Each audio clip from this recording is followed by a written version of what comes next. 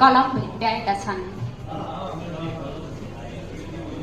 जब जब उनीहरू फूल लेख्थे, जुन लेख्थे, नदी र किनारको बिछोड लेख्दै झरेका पातमा आफ्नो बिम्ब देख्थे, तब उनीहरू काव्यिक थिए, तब उनीहरू कवि थिए। रङहरूमा समय चोबलेर इतिहास रंगाउँदै गर्दा जब क्यानभासमा निर्विरोध उभिन्थे यौवनले मत्त आइमाईका नग्न चित्रहरू, तब उनीहरू कलात्मक थिए, तब उनीहरू कोमल थिए। बेला बेला कुनै बहुराष्ट्रिय कम्पनीको मोटरबाइकको विज्ञापनमा जब टाँगिन्थे चिल्ला, सेता, पुष्ट, तिग्राहरू, पक्षस्थलहरू, तब उनीहरू सुन्दर थिए, तब उनीहरू रहस्यमय थिए। तर एक दिन सभ्यताको गतिशीलतामा चेतनाको बाढी बस्यो। तर एक दिन सभ्यताको गतिशीलतामा चेतनाको बाढी बस्यो। इन्कार गरिदिए वनफूलहरूले केवल फूल बन्न।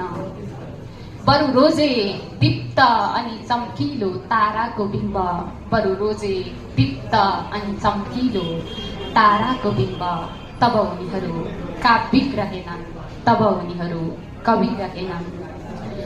तिमीले हिर्काएका चोटका दागहरू सुमसुम्याउँदै आजीव गरे बनेर जब उनीहरूले सामूहिक प्रतिवादको मुट्ठी उठाउन थाले।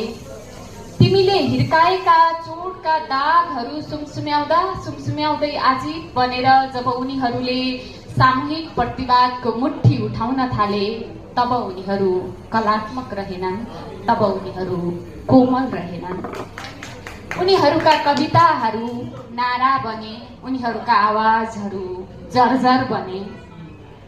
जब अस्वीकार गरिदिए उनीहरूले आफू लेखिएको, बताइएको, देखाइएको इतिहासको नग्न चित्र बन्न।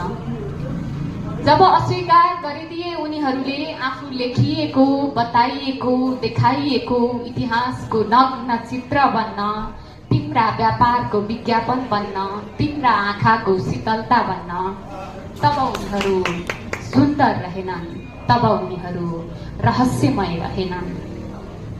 हो यो व्यवस्थाको, यो राज्यको, यो वर्गको कला, साहित्य, संगीत, भूत या वर्तमानका फित्तामा ननापिन सक्छन् यी नाराहरू।